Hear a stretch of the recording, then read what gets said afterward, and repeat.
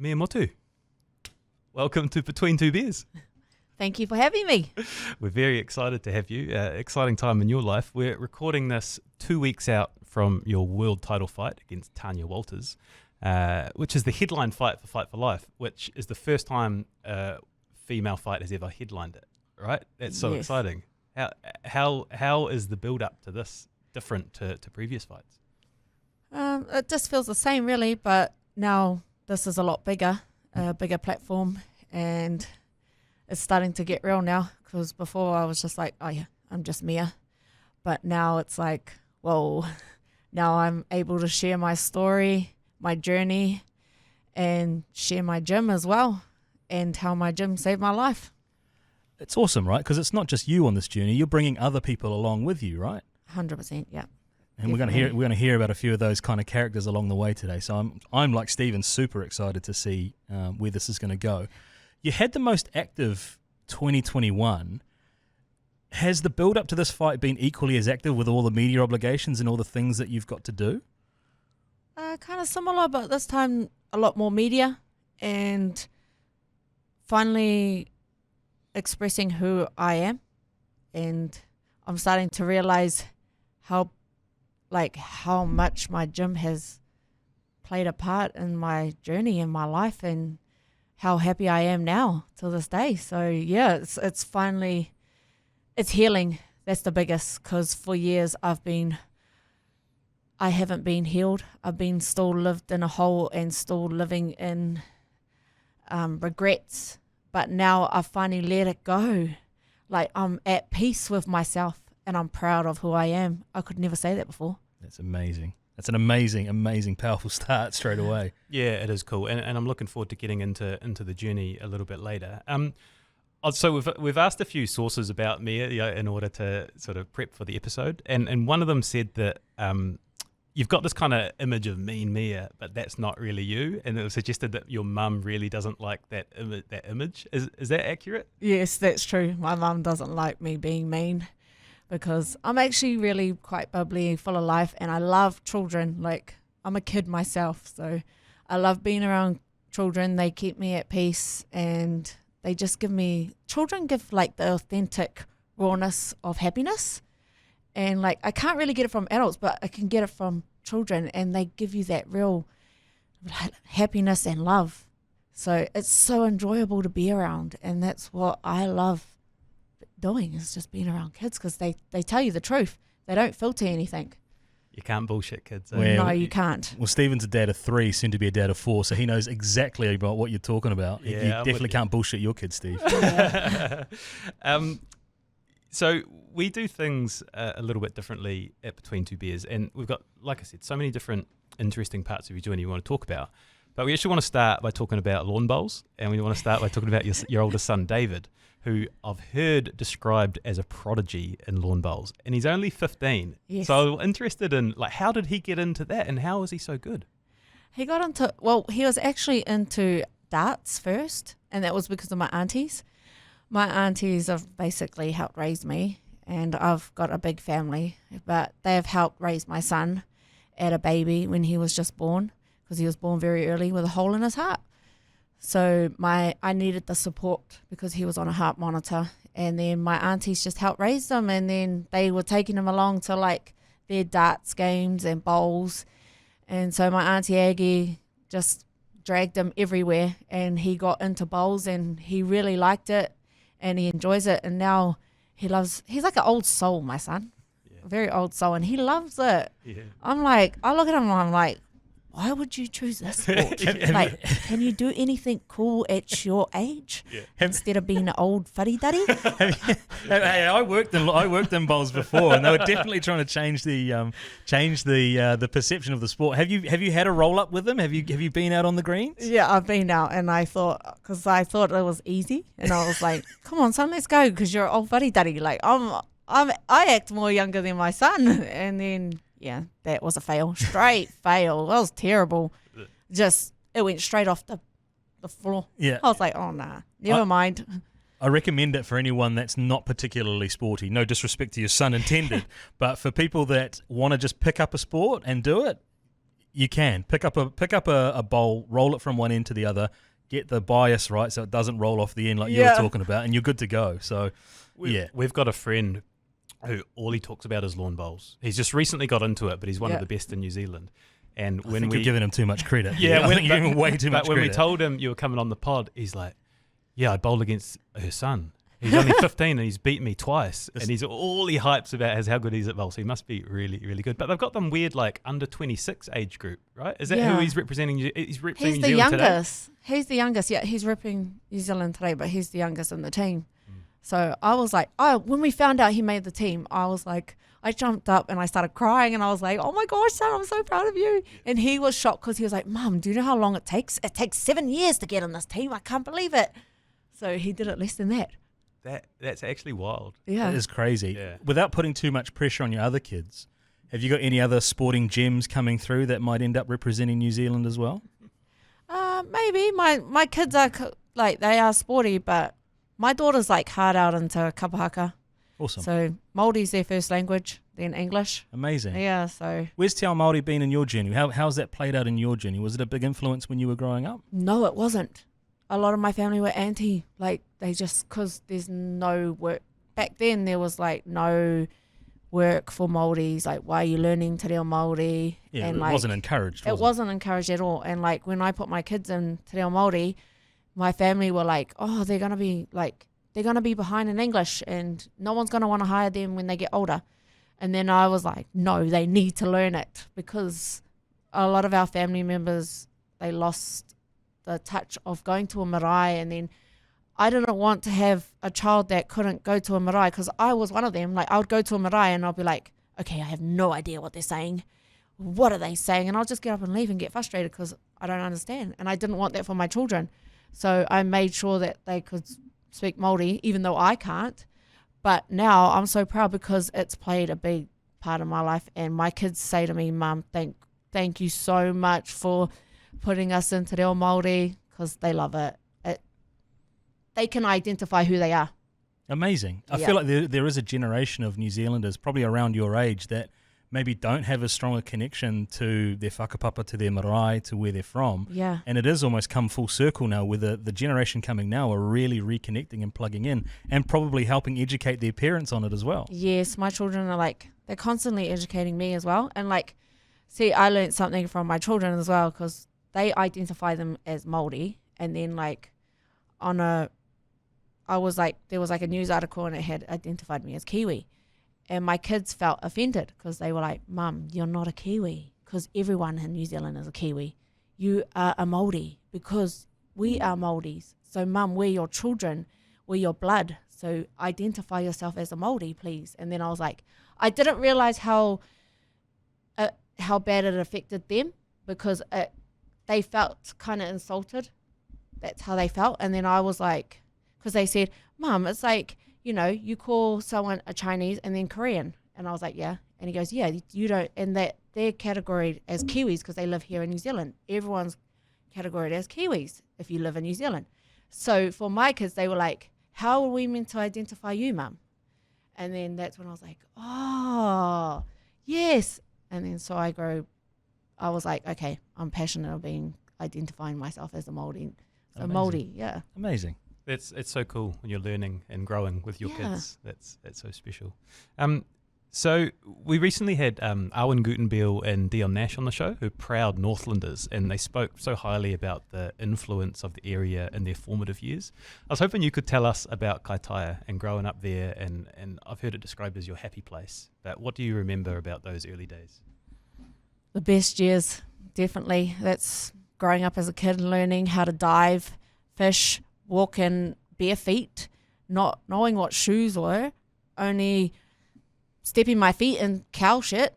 That's how I'd warm my feet up, and just connecting with the earth and the ground and the water, the air, the smell, being able to pig hunt, horse ride, just living like country and living off the grid. You didn't have no technology. And I learned how to be rough and play bull rush, be a kid, enjoy being a kid. And that's what I loved. Kaitaia was home, and my that's where my heart is and my soul is definitely there, because my ancestors are there. And if it wasn't for my ancestors, I wouldn't be here today, because, you know, they are the ones that taught us about mana, our land. You know, we're fighting for our land and keeping it and looking after it. Like, especially for us, like back home, is like, you get home and it feels like magical, because you're breathing in fresh air and you can smell the cow shit and you can smell the pigs, you know, just animals, and you can connect to the nature and you feel it in your heart and soul, and it just feels magical. It's like you just close your eyes and everything feels tranquility, you know, and you're at peace, no worries, and it's less stress. I know exactly what you mean. So my mum's from the Solomon Islands in the Pacific, and when I go back to the lagoon, to the village where she's from, it's exactly the same. The smells, the lagoon that we see, it's hard to describe if you haven't been there, but it has a special place in your soul, right? And it does. You just get there and you're like, ugh, nothing else matters. Yeah. The land, the people especially the people that you're with as well, because they're all, like you say, connected. Were you super close to your brothers and sisters growing up as well? Yeah, definitely. I was really close to my brothers. My sister she was born late, but I'm really close to her, but she never really got the connection up north where me and my brothers did. My cousins are my best friends. Oh my gosh, they are so hoary, and I think that's why I'm so hoary, because they are ruthless. Like, just so they're always like, every time I go back home, they're like, don't you bring your Auckland ways up here. You take those flash clothes off and put some gumboots on. And I was like, oh, okay, and get in that water and go get your own kai, because I'm always like moaning, like, did you have my seafood ready? Nah, go get it yourself. So, yeah. Was it one in, all in as kids growing up? Like, it didn't matter, boy, girl, everyone's rough and tumble, bull rush, doesn't matter who you are, you're getting picked out. Yeah, you're getting kicked out. Like, my cousins, some of them were so big, and I was like, yeah, come on in. They'd be like, don't you bow down to nobody. Come on, let's go. So it was good. They made us strong and got to be a kid. That's what I loved. Like, you could be a child and not worry about no technology. You're just, you want to, who's the first one to get on the horse without the saddle, you know, and who can ride it. Like, I'll beat you. So it was real competitive. I feel like there's only a very specific group of people that will be able to relate to bareback horse riding that are listening to this, but those that do, it'll really resonate with them. Yeah, especially if they're the wild horses, because like out in 90 miles, the horses are wild, and like the stallions, oh man, you have to watch out for the stallions, otherwise they just chase you and attack you. And it's like, oh damn it, run to the nearest rock. It's like Avatar come to life when they jump on those things that they connect with. But it's like genuinely wild up there, right? Yeah, it is. It's and free. It's amazing that you can understand why Northlanders, and I'm kind of grouping them in because I know that's the far north, but Northlanders are so proud of their area and their region. Oh, hard out, yeah. And like, if you're not from up there, they're like, where are you from? You better not be touching our kai moana. So I guess that's important, really, why you connect back now as well, and why your kids can connect back as well. Oh, 100%. Bull Rush got a few mentions there. Bull Rush was a big part of my upbringing too. Do they still play Bull Rush? Like, is Bull Rush still? I feel like it was always banned, and then it would sort of come back undercover at school. Yeah, they still play it up there, like do, all the time at the maraes. Like, all the kids get together and it's Bull Rush. There's something about standing on that line and getting your name called. And yeah. Like, you can't back down. You got to run, and you know you're about to get smashed. You either run away from them or you run straight at them. And it was always that extra kudos for being the last one to be, like it's like you're the last. I don't know if you guys ever had this, if you were lucky enough to ever have this experience where you're the last one and there's everyone else facing you, like, oh, I'm just going to have to go run it straight now. Was that in your speedy days, bro? Oh, nah, it's just I had speed and power back then, back growing up in Taupo. Don't worry about me. We used to play it by the tennis court, and you'd always, if you were in early, you'd kind of isolate someone and then smash them into the netting of the tennis court. It was brutal. But yeah, then it got banned, and then you had to move location to another place, the backfields this time. It was proper Kiwi growing up. Yeah. So with this awesome Northland upbringing, Kaitaia, family moves to Auckland when you're 10. Was that tough? Did you find it difficult leaving all that behind? Yeah, because like Auckland felt massive, and I was like, whoa, what's all these buildings? And I was like, where's the beach? Where's the sea? Where's the horses? Yeah. And like, because we grew up like going to go get your own kai, you know, living off the land. And coming down here, you had to go buy your kai. Like, I was like, what? You have to go buy your kai? Because like, I would just go, you would never have to buy a kai. Because like, you know, McDonald's up north is the seafood, which is even better. We had Shane Cameron on a little while back as well, who spoke about growing up in Tiniroto down in Poverty Bay in Tairāwhiti. Yeah. And he was the same. Like, just he grew up, would walk to school, walk into the big bright lights of Gisborne. Yeah. And then, like, from a young age, he jumped on a plane and went to London. And he was like, I'd never even been to Auckland. And then I jumped on a plane and went to London. So I could imagine he was a teenager then, but coming down to Auckland at 10, it really was bright lights and big city. Yeah, it was massive. And I didn't like it because it just felt like too many people. And I was like, and different nationalities too, because all up there, they were just all Māori. So I didn't know the difference. And then I was like, oh, why do these people sound different? You know, and even coming to Auckland, like some of my family sounded different. And I was like, whoa, because like back up there, we talk like real, like fresh Māoris, like real hoary, like, hey, Ko, what you doing? And like come down here, it's like, hello, how was your day? And I'm like, what? What's this? Yeah. So yeah, it took a while to get used to. I hated school. I struggled with school because everyone had shoes and it was all about clothes and I was like, hey, I would like wear my holy t-shirt thinking that was cool and like no shoes. And they would be like, where's your shoes? And I'm like, I don't need shoes. Yeah. So it was a big change, yeah. Didn't like it. Nah, were your brothers and sisters in the same boat? Like, did you all not like it together, or were they at different parts of that journey? Yeah, they were different because I was a bit older. But they didn't really like it as well. But it took time for them to get used to it. And then they started slotting in and fitting in. Where me, I was just like I was this angry kid and being like, oh, I'd always like, I don't know, people always wanted to start an argument with me. And I would just laugh and be like, okay, it's all good. Yeah. Like drama. So when you were 13, you got into boxing for the first time. Yeah. So you moved there when you were 10 and 13 into boxing. Did that help, that very initial interaction with boxing? Did that help settle you in Auckland? Like, It did. Yeah. Doing boxing, like starting, it was like, I found it really fun. Like I felt at place because the boys were boys, and then like because I struggled with girls because they're just like, like, you know, and all they wanted to talk about was girl things, and I was the complete opposite. I just like doing like bull rush, you know, playing like boy sports and everything. I hated netball, that's for sure, because I couldn't play it either. So yeah, I just felt out of place. But then like doing boxing, and I loved boxing, soccer, rugby, league. Doing boxing was kind of like, it made me feel fitted in, and like I would spar like some boys and I would be like, oh, I can beat these. And they were teenagers, and I'm like, only a young teenager, and I'm like, yeah, I can knock these boys out, shame. I was like, oh, you're not as hard as my cousins. Was this official, like proper, like gym work sparring, or was this just sort of in the playground? Oh, like, no, gym work sparring. Yeah, no, I never took it outside the ring. Yeah. No, I was nice outside the ring.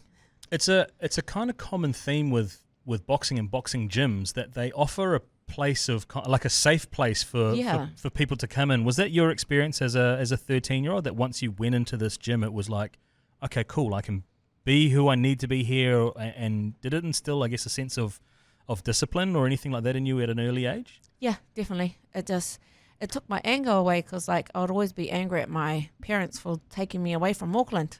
From Kaitaia, and bringing me to Auckland.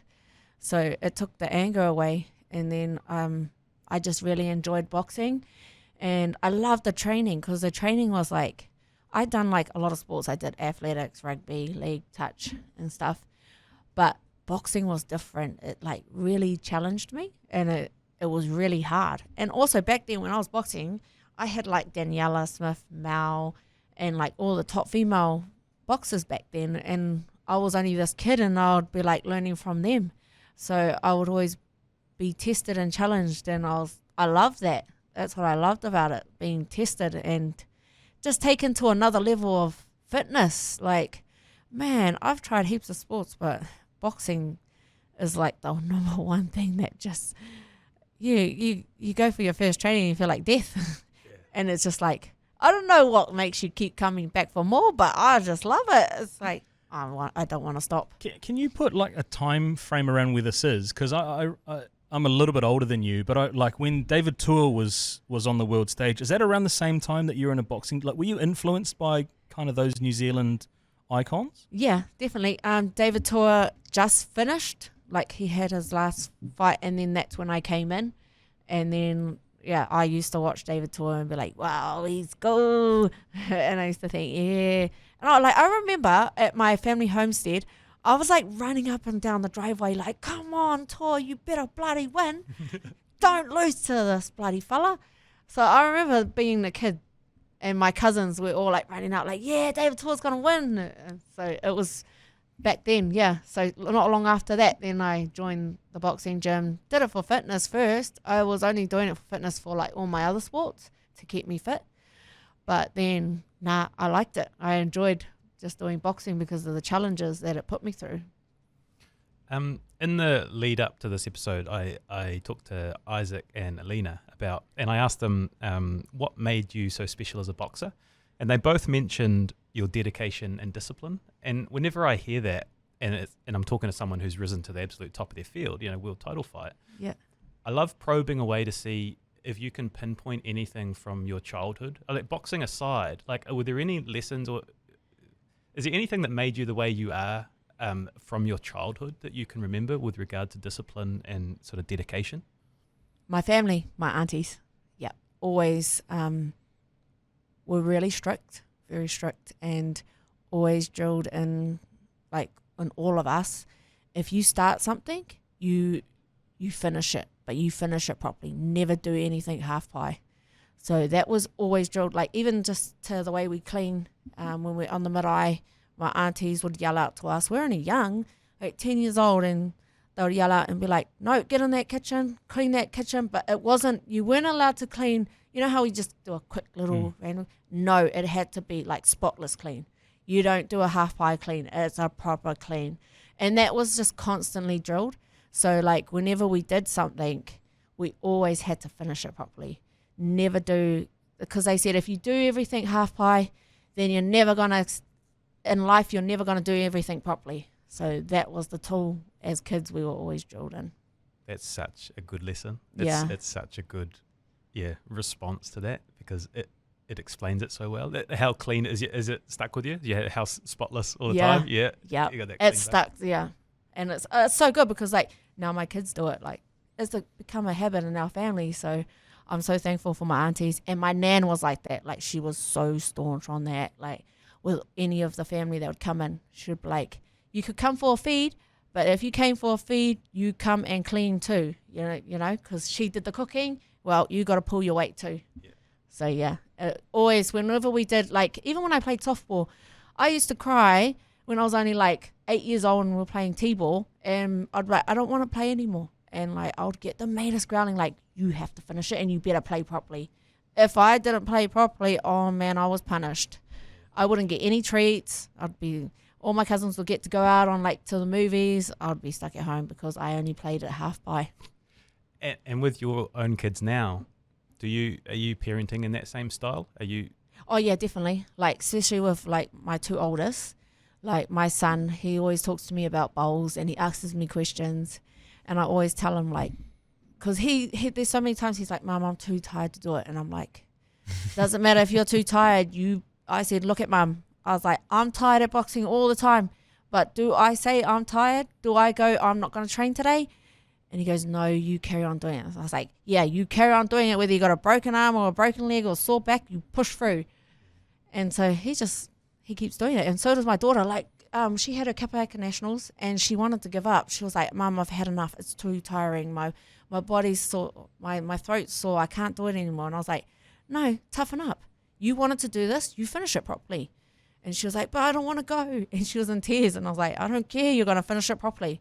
And then at the end of it, after they came second, she was like, thanks, Mum, for pushing me. Yeah. And I was like, see, it's worth it. Yeah. I was like, you know, you got to teach the children, like, especially if you tell them, like, to finish it, then they'll thank me later. Like I said to her, you're going to thank me later. And she did. Yeah. And so does my son. Like, look at him now. He's like, thanks, Mum, for pushing me. Now I'm in the New Zealand team. And I'm like, yeah, see, there you go. Makes sense. I love hearing that because we spoke about it before, Yeah. why he's a prodigy, why he's so good at 15 Yeah. because of this, right? And children, they really look at their parents. And so I got to lead by example. And so, like, I can tell my children, like, hello, look at Mum. I've got to do this. Whether I like it or not, I still do it, don't I? And then it's good because then they follow suit. So, yeah. There's some great lessons in resilience there because I think there's a generation now, and Stephen's going to say, oh, is this your small sample size of Melville Football Club? Which, yes, it is. But sometimes it's too easy to give up when the reward or the success is just a little bit, it's just a little bit more effort away from that. Yeah, it is. It's great to hear. It's refreshing to hear that sometimes the old school and the old school way of thinking still has relevance today. It does, especially for me. Yeah. Yeah. Yeah. So there's a part of your journey in your story which is both difficult to hear and important to hear. Yeah. And it involves domestic abuse. Yeah. And in as much or as little detail as you want to go into, can you tell us about the adversity that you faced? I think you were 17 and then maybe you fell pregnant shortly afterwards. Yeah. And then what happened in that part of your life? So I fell pregnant with my first son, who's my oldest. He's 15. And that was great. Like, I met this guy through boxing, thinking, okay, it's my first time ever meeting, ever been in a relationship. So I had no idea what I was getting myself into. I thought I knew it. Like, being 17, thinking you know everything and you know better than your parents, your aunties, your cousins, and like, no, this person's the one. Like, I was brought up, especially like in a faith environment as well. So like, my mum always made sure she instilled in me and in my siblings that when you meet somebody and you lay in bed with that person, you've made a commitment for life. And that's how I was taught. So I was like, okay, I've met my number one, like, you know, and thinking, because I was taught how to respect my body and stuff. You don't just give your body to anybody. So I thought, okay, this is the one. And then I got married early. Heck, because I had a son and because being brought up in that Christian faith, I was told to get married. So I had no other choice because I didn't have a home and I was pregnant. And my mum was like, you either get married or you're out. So I had it hard back then. So, of course, me being young thinking, okay, I know what my mum's saying. Let's go. I'll stick with my mum. So got married, had my son, and then I had my daughter. And then not long after my daughter, that's when I started getting like all the abuse. Like, just slowly, it slowly started chipping at me. Like, he did a number on me. Like, I look back at it now and I'm like, wow, he like really mentally abused me first. Then he started physically abusing me. And it was just slowly breaking me down as a person. And me I was already like coming from a broken home because my mum and dad had split it. And like, my mum became this crazy faithful person, and it was so out of line that I was like, okay, I'll stick to the abuser instead of because I felt like oh, I'd rather stay with the abuser than stay in the faith, because it felt like the faith was a cult and I didn't know what to believe yet, and I was still trying to find what kind of faith should I be, because yeah, it was kind of confusing because my mom just changed suddenly. Like, she did a flip. And so it was very hard and very confusing. So I stuck with the abuser, had my 2 kids, and then it turned ugly. He mentally broke me down, and then he just started lifting his hands at me, bashing me, hurting me. Like, it'd be like every week, all the time. And I thought that was love. And I thought that I owed it to this man, who was my husband at the time. I thought, no, I've got it, because I didn't believe in divorce. I was like, no, I don't believe in divorce. I've got it. The only person that can help this man is me. That's what I thought, being that young. So I constantly tried to help him and stay with him because I thought that's what love was. Like, it was normal to me because I was I moved away from my family and got surrounded by his family, and that was normal to their family, which it became normalized to me. And then I would speak up, but then I would always get denied and shut down. And like, I would even like open up to my mum, and she had to see the evidence. Like, she had to see it eye to eye that he had done that to me. So she didn't really, and she always would say, oh, forgive, the Lord should forgive. And I was like, no, you shouldn't be forgiving. Okay. So then I just fell in that trap mentally. I wasn't all there, like, because I was just getting beaten up. I just mentally was just like, okay, this is my life. I'm never going to get anyone, because he mentally drained me into, like, he really brainwashed my mind to believe that I could never get anyone and that I'm not allowed anyone. And also, if I ever left or if I ever spoke about him hurting me, that he would like kill one of my family or, you know, hurt someone in my family. And which he did. He hurt my auntie and my cousins and then threatened my siblings. So I just stayed in it for the sake of it. Like, I thought, okay, I'm just going to stay in it because I don't want to hurt any of my family. I would be like on the run sometimes, trying to run away from him. He would find me. I could never run away. Like, I was like on the run that's how I felt, like just on the run with my kids. And like my son, he tried to run over my son. So I gave my son up to my aunties and they were scared of him as well. But they were mainly concerned about the kids, like as long as the kids were safe. Because then he started getting into the gang and then drugs, alcohol, just the whole thing. Like, it was so draining. It was like, a lot of it I've blocked. Like, it's not till I go to certain places and then I'll remember what happened to me. And it's like, what the heck? Like, I look back and now, like, what the heck was I thinking? Like, but being that young, just thinking that you've lost your worth, you don't value who you are, you just hate who you are, and then also you run away and you don't know how to live because they control everything. He controlled the money. I didn't even know how to pay a bill. Like, I've only just learned how to pay like rent and stuff because I never got taught that.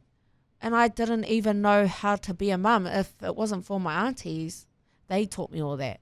So yeah, he controlled everything. And I was always scared because I didn't want to leave my kids, because he really brainwashed me to say that if I ever ran away with my kids, he would come and get them, because he knew how to, he knew the system. I don't like the system. It's all wrong. And I never trusted police because they failed me. They never helped me or supported me, because when I did call, they'll take it to court and it'll get thrown out because it was my word against his, and he always had support and backing where I couldn't prove. So it was hard, very hard. And how did you eventually break free? How did you get out? It took years to get out. Like, I was constantly, like, I would say probably I've been free for the last 3 years away from him, since I think he's doing life in prison, and that's really secured my safety. But even now, like, I don't like living on my own because I get paranoid sometimes, and then I'm thinking he's going to pop out of nowhere, because he used to do that all the time. Like, I had another partner at that time, and I had a newborn, and 3 a.m. he showed up, and I called the cops. Cops were like, thought we were lying because he had gone. And I was like, he was here. And they didn't believe me. So he still carried on torturing me, and the only way I got out was when he done life in prison, and when I moved to beach boxing, when I finally met my gym, he left me alone, like, for good. I was shocked. I was like, because I had been all over the place throughout New Zealand, Australia. It still didn't stop him. He still always found me. Mea, thanks so much for sharing with us. And I want to talk about actually talking about it, because it's such a powerful message of what you have been through and what you've come through to where you are now. Yeah. And I know that like a media tour like this, like before a fight, I guess everyone kind of knows the story, but to keep bringing it up every time, I imagine it's quite emotionally draining, but it's such also an important story to tell. Yeah. Like, do you feel it's important to talk about it? Yeah, definitely. To be honest, the more I've spoken about it, the more I'm more confident and the more healing it is for me. Like, I've passed that obstacle, because before I would like never want to talk about it. It would hurt me. Like, it would crush my heart.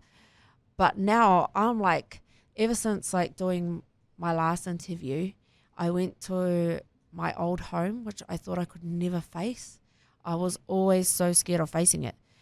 And going there was the biggest healing ever. Like, I felt this, you know how you just have this big weight on your chest and like someone's been strangling you for years and you've carried that every night? I had like, literally after that, I had the best sleep I have ever had in like 10, 12 years, because I would wake up all the time just being like paranoid because of what I had been through and all the torture he had put me through. The first time in my life, and I felt I had the best sleep. And like lately I've just been having the best sleep. I haven't had like, I used to always have like nightmares all the time, like just because of all the trauma I had been through, and it used to frustrate me. But now I love speaking about it because it frees me. That's how I feel. I feel so free and relieved. It's like a big weight off me. But also to help there will be people listening who are in similar situations. Domestic abuse 100%. is a big problem in New Zealand. It is. And it seems like the message is, don't give up, don't let it define you. Yeah. Find your way through, ask for help. Like, what is the message? The biggest, this is for me, a lot of females don't come out because of the shame. They are so shameful because of what they've put themselves through. But no, don't be ashamed. Don't be afraid.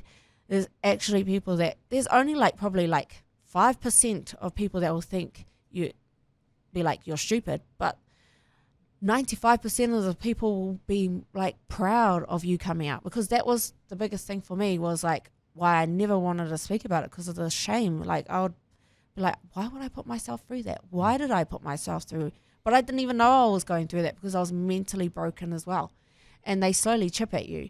So yeah, it's the biggest for me is why I find a woman, like a lot of women I do know, why they don't want to come out is because they're shamed and they're too scared. They live under their fear, because the male or the female, the controller, the abuser, has really brainwashed them and told them, like, if you ever speak, you are going to die, or this person, they threaten them. So that's what builds the fear in that person.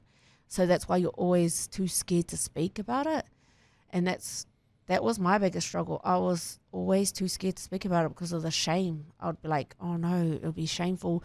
And then also would be trying to protect them, because you don't want to embarrass your children as well. But no, I openly spoke to my children and they were just like, no, it's still our dad, but what he did to you was wrong.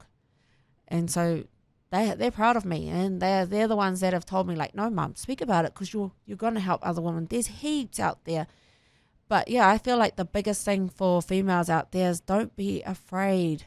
Don't live under that abuser, because that for the last 12 years or maybe even longer, I've lived in that guy's fear. And I've finally overcome it, and I can say that I am no longer letting him control me. Because like just last week, he was still controlling me not realizing that he was still controlling me because I wasn't speaking about it. And now that I've spoken about it, he ain't controlling me, I'm controlling him, and I've got the better. Now I'm the bigger person, and there's no shame, I'm proud of who I am, and I'm proud of what I've become. Since you have started speaking out about it, have you received either publicly or privately support from other people in the same situation, or people that maybe didn't have the courage to speak out beforehand that have heard your message and now decided actually enough is enough and I'm going to do something about it? Yeah, one of them was my auntie, actually. I only just found out on Monday.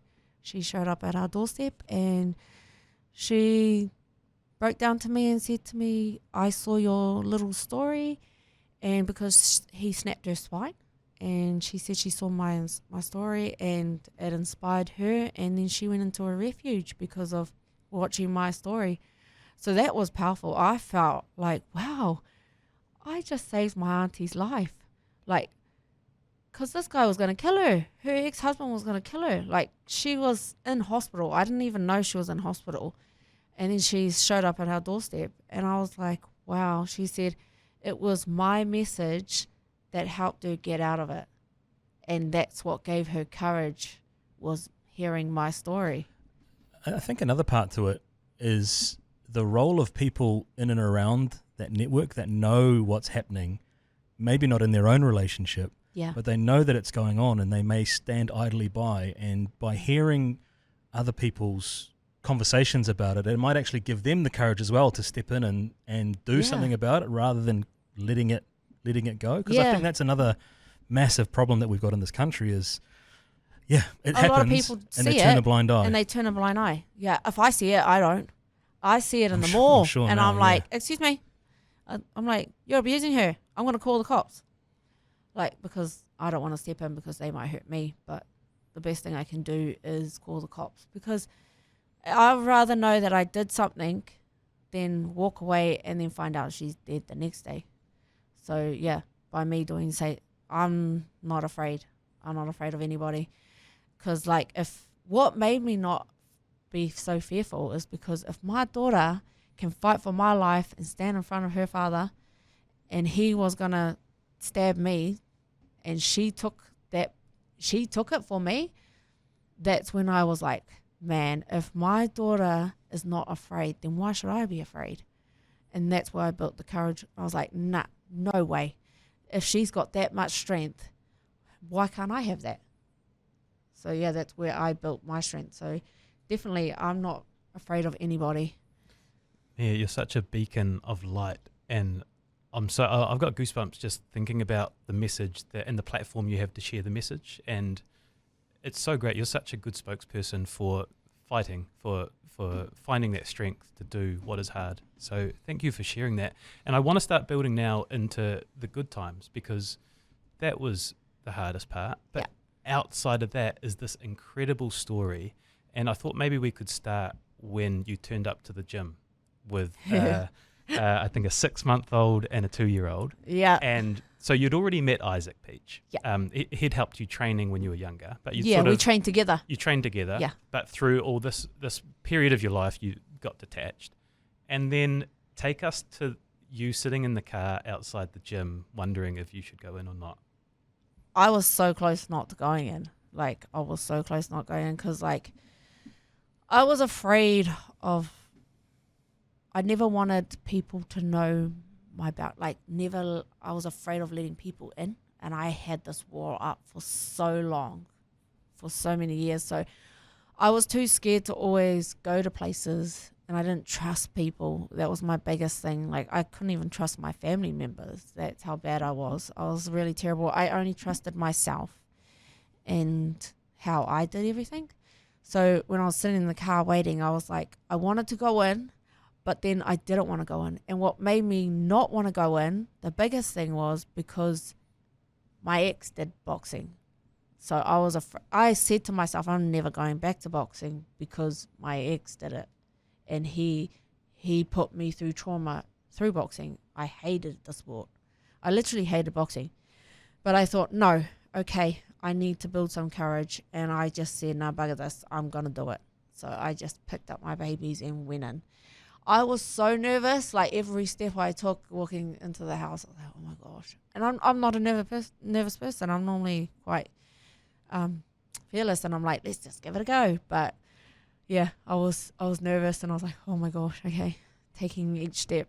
And I get into the door, and I was like, okay, I'm here, I have to do it. So I open it, and I was like, open the door, and they just welcomed me in and like made me dinner. Like, you want some dinner? I was shocked. I was like, what the heck? But yeah, that day, I only went to the gym, Peach Boxing, because I just wanted to do fitness really and to like do something with my life. And I thought, okay, boxing's going to do it.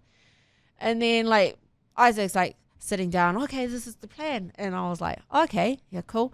And like, I was not like I was gonna say to him, I don't want to fight. I'll do it for fun. And he's like, you're gonna be a professional boxer. And I was like, in my head, I'm talking to myself while he's telling me this, and I'm like, is he joking? He's not serious. Because I was like, I did amateur boxing, but never did pro boxing, and I didn't like pro boxing because I couldn't punch. Honestly, if you watch me in my amateur days, I was like a little pitter-patter, like punch, run away, like one of those counter boxers.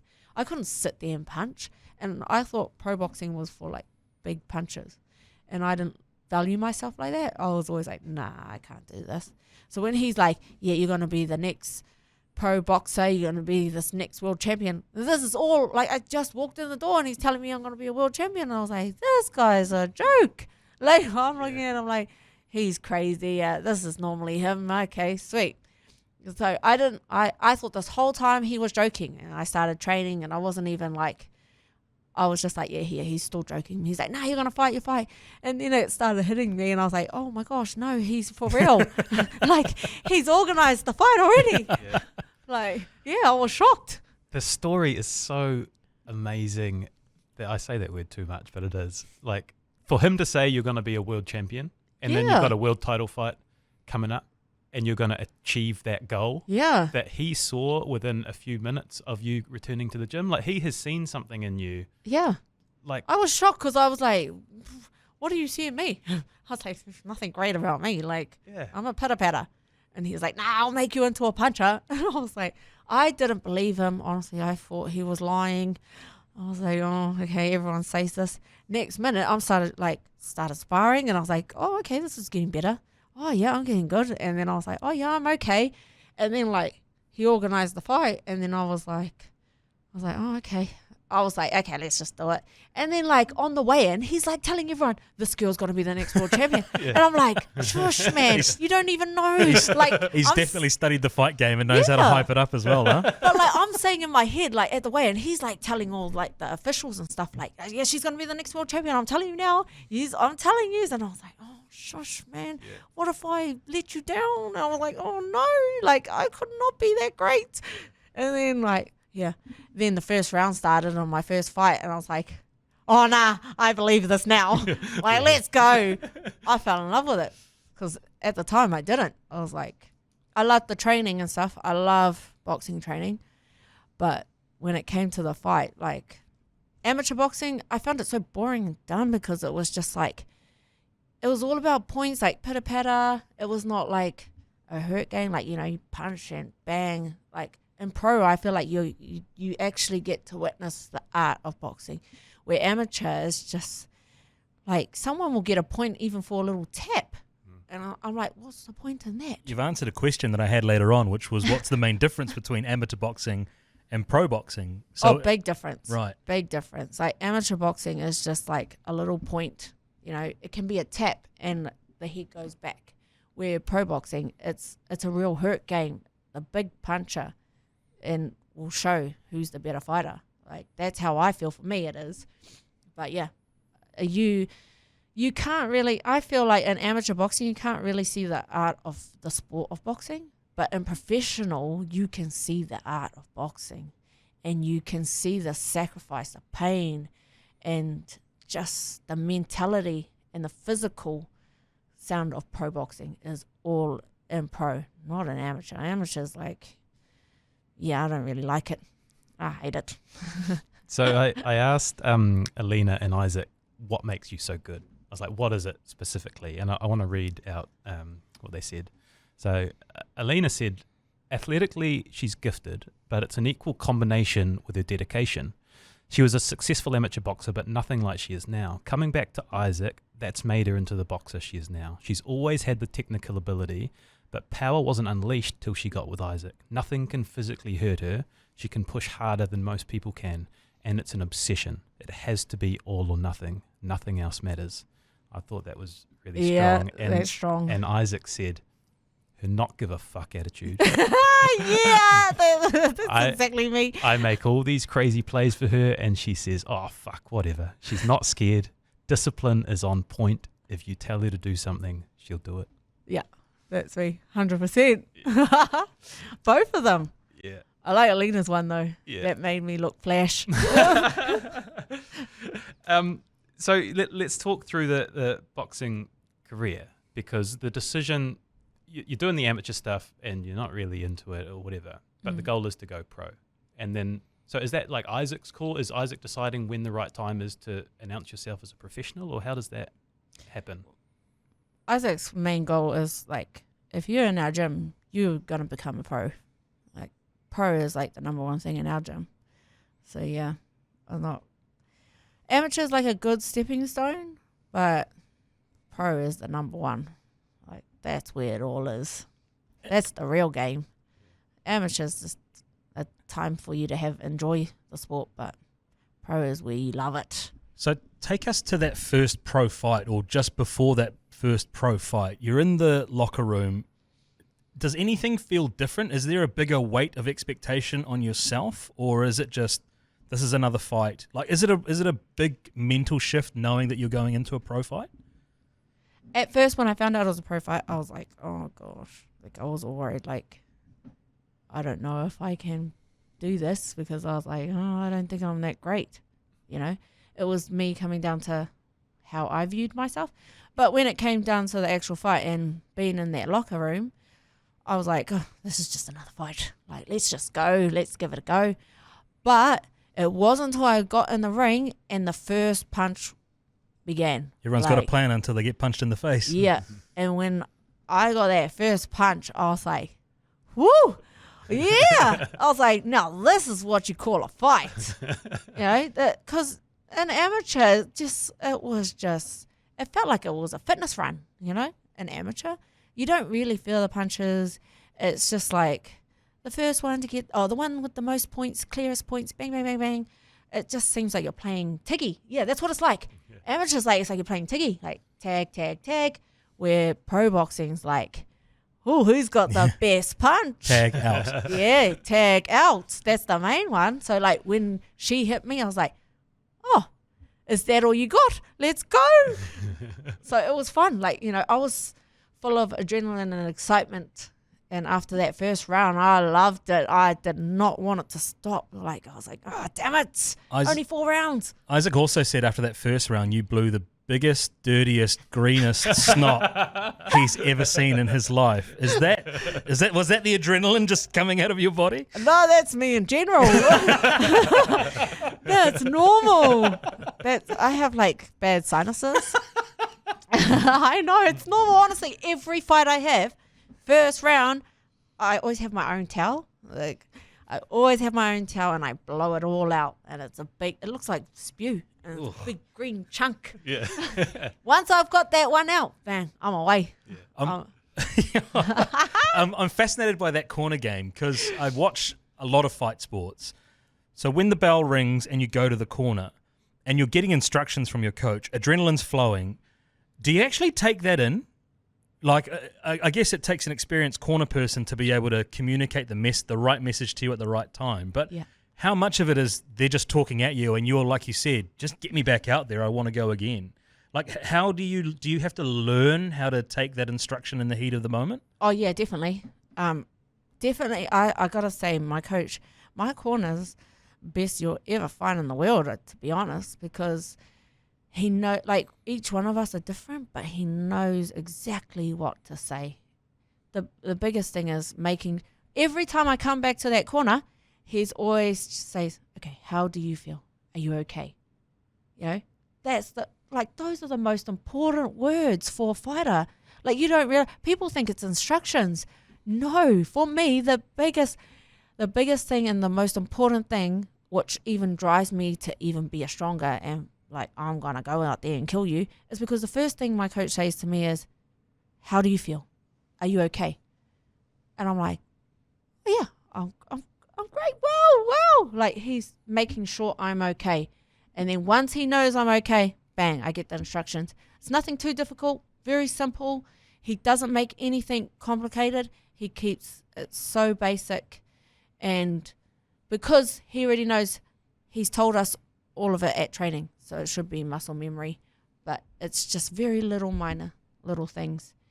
And if we are like being lazy, then he'll yell at us. And that's what I love. Like, the best thing that I can say about my corner is the passion, like the belief. You just don't find that in a coach.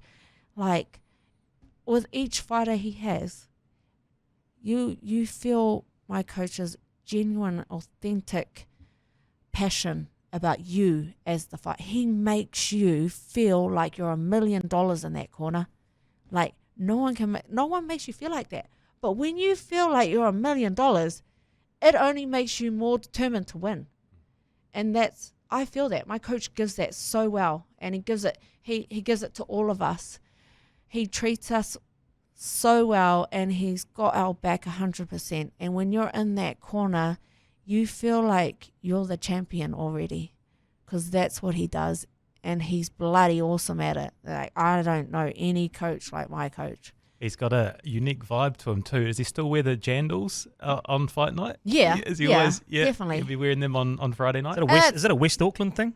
Yeah, I think it's a West Auckland thing. Definitely. He's a hearty Westie. Yeah. Has any of that rubbed off on you? Are you starting to get those Westie vibes as well? Yeah, I think I've become more hoary because of him. But what does that look like? Is it like jandals at fight night? Is that what we're talking specifically? Always jandals. If he's in his shoes, it's like, what the heck is wrong with our coach today? Is he all right? Better check his temperature. There's two parts of your fight training that I wanted to talk about. So when I was talking to Alina and Isaac, they both mentioned kind of like it was normal. Oh yeah, our 8-year-old does most of her training. I was like, sorry, what? 18-year-old? Like, no, 8-year-old. I read that in the notes. Yeah, and I was like, Shay's like, what's this? Is this a typo? Yeah. It's like, no, 8-year-old. Yeah. Like, what's going on there? So I have my little trainer. He's 8 years old. His name is called Zen Peach, he's this, I don't even know how to describe him. He's amazing. He's real. He's authentic, and he completes me as a fighter. So this kid believes in me from day one, and the passion that this boy gives me is so real. Like, every day he works with me, every day, and he's got my back 100%.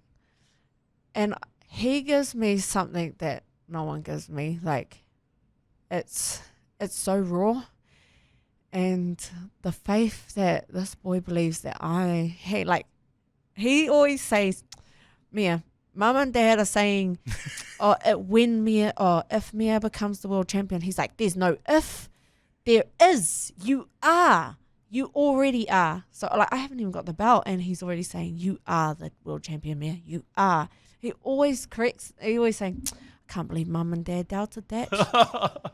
Why would they? And I'm like, yeah, his passion for boxing really rubs in what he does. He's great at it. Like, he taught me how to throw a right hand. Like, my coach couldn't even do that, but he taught me how to do it. And like, people would be like, who's this 8-year-old? Why would you listen to an 8-year-old? Man, this 8-year-old's got a brain better than, he's like his parents to get like in one, you know, his mum and dad, he weighs it up. So yeah, you put those two together, that's him in one. That's the best way I can describe him. But I love that kid. He's something special to me. He means everything, and we're going together. That's my manager. Credit to his parents, right? Like, Yeah. the same way that your children are thriving is because of the job they've done. Like, Yeah. That's so cool. That's such a cool He story. makes me cry. God damn it. That's so cool. The other one was, I'd heard that you're not allowed to train at full tilt when you're sparring because you're too powerful. They won't let you like go 100%. Is that true? I think that's just me. Sometimes I feel like I'm a big bully. Like, I'm the smallest one, but I struggle to like let my full power go unless they're bigger than me. Like, if they're like the heavyweights, then I'll let it go. I'm like, yeah, let's go. But then when I spar, like, the girls, like, I kind of feel like a big bully and I don't like it. So I struggle and like I'm getting told off all the time and I'm like, oh, damn it. Why? I don't know what it is. I just struggle to let it go on the ones that are smaller because I feel like they're not smaller. They're bigger than me, but they seem smaller than me. Yeah, and Steve Dean told me that whenever you do knock someone down, your first instinct is to pick them back up again. Yeah. Like you want to go and help them back up. Yeah, I always do that. It's just, I think, because I know what it's like to be on that ground. So once I like, when it comes to fighting, once I've hurt them and I know, okay, the fight's over, bang, I'll quickly pick them up just to give them that courage. Because when I was abused, I would always get hit to the ground and I would always say to myself, oh man, I wish someone could pick me up. Because, like, I don't want people, like, when I see my opponents, like, yeah, they're my opponents. Once they get to the ring, it's a hurt game. But once I know I've won, I'll pay my respects and pick them up.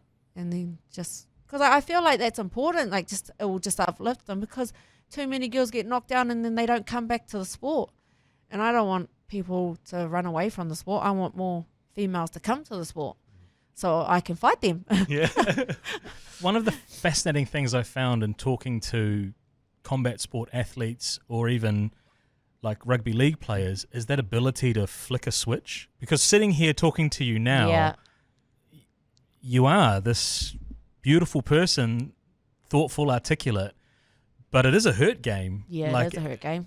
Is it as simple as flicking a switch? Yeah, for me it is. I can flick straight away. Is it a bell sound? Is it a state of mind? Like, I think it's just a natural instinct. Like, as soon as I know that I've won, like, I can see it. Like, I just see it and I'm like, bang, I'm in. I've got it. Bang. It's like, okay, fight's done. Let's go.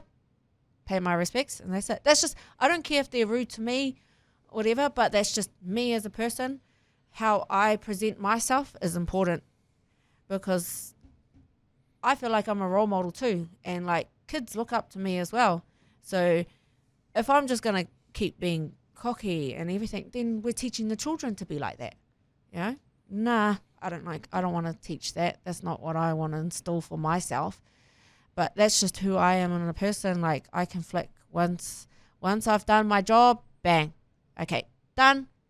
Let's go. I'll pay my respects. Which is a weird part of the fight game, right? Because in order to hype or promote a fight, sometimes fighters have to portray something that they might not really agree with. So again, Shane Cameron, when we had him on, spoke about his fight with David Tua. And in order to sell the fight, promote the fight, he portrayed something which he looks back on now and was kind of like, that's not really what I'm about. I had massive respect for David Tua. I'm maybe paraphrasing him wrong here, but there is an element to the theatre of the sport as well, right? Because bums on seats, if you want to get to the biggest stages in the world, it's an entertainment as much as it is a sport, right? Yeah. And boxing is what I love, but I struggle to be, like, I can't fake something. It's real hard. Like, if someone told me, like, act like this, I'm like, I can't. I'll have to be me. I don't let anyone, like, the coolest thing is my coach says, we change for nobody. So I'll be me, and that's how I am. So I won't let anyone change me. I'm going to present myself how I like to present myself, not how someone's telling me to present myself. Yeah, you've got such an extraordinary story. Like, this pro fight game, 15 wins in a row, lands you on the doorstep of this world title fight. With what we have discussed and this whole journey, do you look back are you filled with immense pride in where you are and how you've got here and the power of person you have to have 100%. I'm proud of, like, if you were to ask me last year, I would be, like, hiding under the table and be like, oh, yeah, I'm okay with myself. But nah, today I'm proud of who I am. I'm really proud. I can't believe where I am now. I'm still shocked. It's like, is this a dream? Sometimes I wake up and I'm like pinching myself, like, especially lately, like, I've been waking up and I'm like, damn it, is this real? It is real. I'm fighting for a world title. It's what, like, the last 2 years I've been dreaming of this, you know? So, yeah, it's still a shock. and it's not till fight day, then it'll be reality. Yeah. Take us into training camp, because obviously hard work goes without saying. You've talked about Zen and what he brings to it as well. My perception is it's serious and hard work and graft and get the job done. There's got to be light moments, right? Like, do you guys take the piss out of each other in the gym just as much as you work hard? Oh, all the time. We always take the piss out of each other. Like, in the gym, we're just ourselves. Like, that's the realness of us. Like, in the gym, we'll be ourselves. I built my trust through my gym. Like, I let my wall down thanks to my gym, so we can crack jokes. I'm not afraid to speak. Like, before, I'd be always too scared to speak about my personal stuff, but I'll share it with my gym and be like, what do you think? And, they'll give me advice, and then, we give each other advice. So it is like, we work really hard. Like, when it's training, we're full on. Like, there's no mucking around. If you muck around, you're out. Like, we just don't have the time for it, because, like, we're there all to win world titles. That's the number one goal. And so when we train like we're winning a world title. So it's really hard, but at the same time, after training, we take the piss out of each other. We crack jokes. We be funny. We get smart to each other. It's crazy. Humbleness, right? No egos. Yeah. I'm not sure if I'm going to say this right, but I've heard your nickname is Hakateri. Oh, yeah, Hakateri. Hakateri? Yeah, no, what does that mean? Oh. It means, like, it's another word for hoary, but, like, you're disgusting, you're dirty. It fits me perfect because my nose, Yes,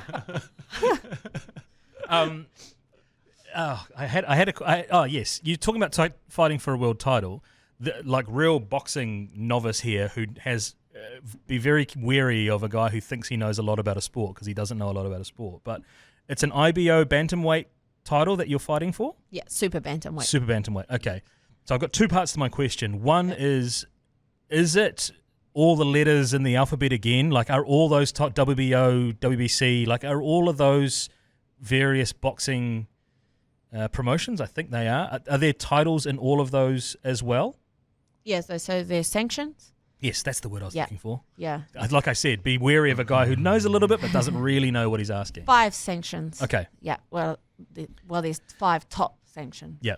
So there's WBC, WBO, WBA, IBF, IBO, and then there's the Ring magazine, which is like, once you get all unified, you get that belt as well. Okay. And super bantamweight, what does that mean in kgs? That is 55.3. Okay. Do you have to cut, or? Yes, I do. What is involved in a weight cut for you? Just eating clean. Stop eating bread. Stop eating chocolate, and stop eating a lot of fatty food like I was ice hoping cream. you weren't going to say any of that stuff, because if I need to cut weight for a fight that I might be in the future, You fighting, bro? you never know, man. You never know with me. Drink lots of water. All of these things. I hate weight cut. But then I like it too at the same time, because like, it makes me, I feel better. Like, when you're clean eating, you feel like you got heaps of energy and you're lighter and far. Like, man, I've weight cut, and then like at training, I'm like, whew, my feet seem faster. I'm like, whoa, and then my hands go faster. Well, that's how I feel. So I'm like, yeah. How far out from the fight do you have to start cutting? I start, like, depending where I'm sitting. So when I'm sitting, I like to we try. See, the best thing that my coach is really good at this, like, I hate listening to, because nutritionists, right? Like, good credit to nutritionists, they know what they're doing, but they don't get the sport of boxing, because, like, you don't want to be on weight on the day. Like, I've learned that, because it takes you, if you're on weight the week of your weigh-in, then you've like lost you've lost like muscle or your power. And then, like, the way my coach does it is that he makes sure we lose just the fluid, and then, because the fluid you can put straight back on, and then you come back to your old weight. Yeah, this is fascinating to me how this all works. It really is. Man, my coach's brain is like, it's crazy, eh? Like, how he knows all this stuff. He's like a manager, coach, nutritionist. Because, like, honestly, if you get like a bloody nutritionist and a sport athlete, and, like a strength conditioning person to like tell us fighters, oh, you got to be out this weight. We'll get in the ring and we'll be weaker. But no, if we listen to exactly how our coach tells us to do it, we get in the ring and we're strong. We're fast and we're strong. We haven't lost any power or speed. So yeah, I really listen to what our coach says when it comes to eating and stuff. And that's what I've learned, like, especially last year. I was like, damn it. I lost, when I was in Dubai, I lost, like, it was really good, but the heat, and I lost it too early. And it did take, I learned the hard way, like, it did take a little bit of my strength out of me. And I got tired quite quick, where this time I know how to do it exactly how he said. Like, when he says, be at this the week of the fight, I'm like, yeah, okay, I'm going to make sure I'm there. That's what he said. Yeah. If I tell her to do it, she'll do it. Yeah, yeah. Some of the boys, like, don't even listen to what he says, but if they listen, you'll become out the champion. That's a difference between a world champion and... It's an incredible sport when you consider, again, the novice just thinks you get in a ring and you fight, but all of the aspects that are behind the scenes that don't even enter the casual sports fan mind, you understand why they call it the sweet science, because there is an absolute science behind what you do. Like, I feel like for boxing, like, you know how, like, a lot of sports, you can be physically fit. Like, you can be a machine. Like, you can be the fastest runner or go for miles. But boxing, it's a mental game. I find that it's more mental than it is physical, because, like, you do all the physical in the training, but it's the mental. Like, if our mind ain't right, then you're just going to fail in the ring. So it's a real mental game in boxing. I feel like Tyson Fury and Anthony Joshua are the perfect representation of that. One is the most chiseled, fit, supreme looking specimen ever. Yeah. And then you got Tyson Fury, who's sort of looks a bit out of shape and a bit sort of sloppy, for lack of a better word, but just mentally to the master, right? He just owns it. Can I ask just another niche fight sports question, which is one that I go to? Do you have the same walkout song every time, or do you mix it up? No, I mainly have the same walkout song, but this time I've mixed it up. Okay. Can you tell us the song that you normally walk out to? I don't want to spoil the surprise for fight night coming up. I normally walk out to my cousin Des Ryder's song. He wrote from himself ages ago, because, like, back then I used to be, like, a big fan, like, thinking, yeah, my cousin sounds bloody awesome, and it fits perfect, because, like, I know every single word to it, and I love how it hypes me, because it makes me feel relaxed and excited. So yeah, he wrote that song, and then he made one for me, and it's called The Nightmare. Oh wow, awesome! Yeah. That's so cool. Awesome. So it's really cool. One last question from me, and Shay's going to give me shit about it. He thinks I always ask guests about how much they earn, and I'm not going to ask that. He does ask that. But I do want to know about professional women's boxing. So it's like, you win this fight, and then is the goal to go overseas? Is it a lucrative fights on the horizon? Like, is there big money at the top of the women's professional boxing pyramid? Yeah, there is. At the end of it, like, once you collect the belt, like, depending who you fight, and then, like, if you beat them, oh man, yeah, the money can be big. Yeah, definitely. But it's okay, but not as good as the men. The men get way more, but that's okay. I love the sport, not because of the money. I love the sport. Yeah. Yeah. You do love the sport, and we've heard that you also give back. And I know you might, now that you're a pro fighter, not look so favourably on the amateur sport, but I understand you corner for amateur boxers, for young boxers coming up as well. Is giving back a big part of what you do now? Oh yeah, 100%. It only you learn when you're in the corner. You also learn things that you don't realize that you're gonna learn. Like, you see those fighters that you're taking in the corner, and you're giving them advice, and then you're like, oh, I need to be saying this to myself.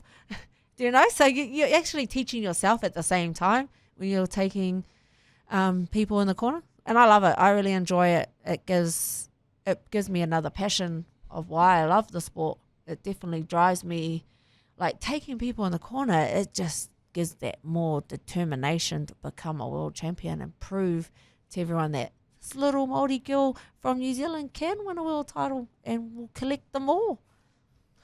It's such... I'm going to start wrapping up, and I'm going to lie and Shay. It does great outros, so be careful of his one. But we've done 122 episodes. You might be the most inspirational guest that we've ever had on. Oh, thank you. Your story, brings me to tears.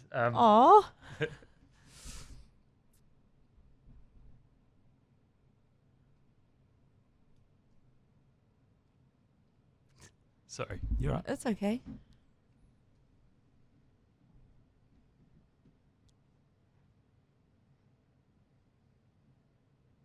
Don't worry, bro, because I'm going to go as well when I do the outro.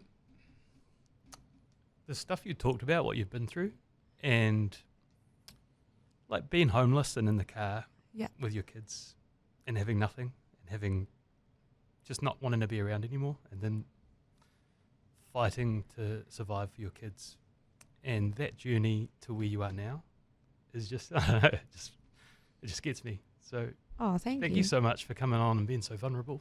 Thank you for having me. I really appreciate it. I don't know. It's really got me. It's been such a cool episode. It's really touched me. Oh, thank you. And I just wish you all the best for the fight and for the future. But I'll pass over to Shay. Stephen, it's a hard act to follow, my man. Sorry. You're good, man. You're good. And I think that's important. I think that reaction is important because it's not just women who are on an abuse journey. It's men like us that are around and that are there to support. And your bravery and your honesty to share your story and your reality, the good, the bad, takes incredible strength of character. It's your story, but it's so many other people's stories as well. And I mentioned at the top that you're bringing other people along on the journey. Some of those people you know, but some of those people you probably don't know. And I hope one day they come and they thank you for the courage that you've given them to speak up as well. Abuse doesn't discriminate. People think abuse maybe hovers in lower socioeconomic areas. It doesn't. It permeates right through all levels of our society. So if there is someone out there listening that something has resonated with them, I encourage them to seek help, to speak out, to start that conversation. Stephen hit the nail on the head. You're an amazing spokesperson for this subject. You're an incredible role model for people in New Zealand, for Māori. I love that you're reconnecting with your roots, and I love that your children have found peace in their roots. And long may it continue, and all the very best for the fight. Your coach has said you've got a massive future ahead in the sport. I've got no doubt you've got a massive future ahead in the sport, but you've also got a massive future ahead just in New Zealand society and in showing Kiwis that bravery. So thank you very much for coming in and sharing that story with us. Thank you. I've really enjoyed it, and I'm blessed that I'm able to share my story. And I'm very, the biggest thing for me is people really look after your mental health. And, if someone is bullying or angry and being aggressive towards you, it's probably because they're going through their own mental issues. My son taught me this amazingly. He comes home from school, he's only 9 years old, and he goes, "Mum, this kid did the fingers to me and he's bullying me at school." And I said, "Well, what has Mum taught you?" "Yes, Mum, guess what? His dad was beating him up." So I said to him, "It's okay. I'm your friend." And that, to me, showed me that what I am as a mother, I'm doing right for my son. I'm teaching him to understand, because there are kids out there that are going through pain and that they just don't know how to lash out because they're getting beaten up themselves. So they lash it out to other children, and just have an understanding. That's my biggest thing, is have an understanding, and really don't just look at the person because of what they've gone through. Actually just give some compassion and love. The biggest thing we can share to the world is love. Is the best healing thing you can ever give someone. A hug and saying you're beautiful, or I love you. I can say I love you to everybody, because you know what? That's the biggest kindness thing you can give someone. And that's what I've learned. For me, I wish I heard that when I was going through that. I never heard those words. I only heard it from my children, and that's what kept me going. So, anyone that's going through anything, just know that you're loved. You are really loved. Even just know that you love yourself. That's the biggest thing for me. And love children. Children will give you the best authentic, that children are your healing, because my kids are my healing. And the kid, Zen, Rocco, Jet, they're my healing too. They've helped me become more determined and strong woman I am today, because, they train alongside me every day in the gym, And I look at them and they give me the drive to just be this world champion because they believe in me. So because those kids believe in me and my kids believe in me, no one can stop me. And I ain't stopping till I get them all. Thanks so much, Mea. Thank you for having me.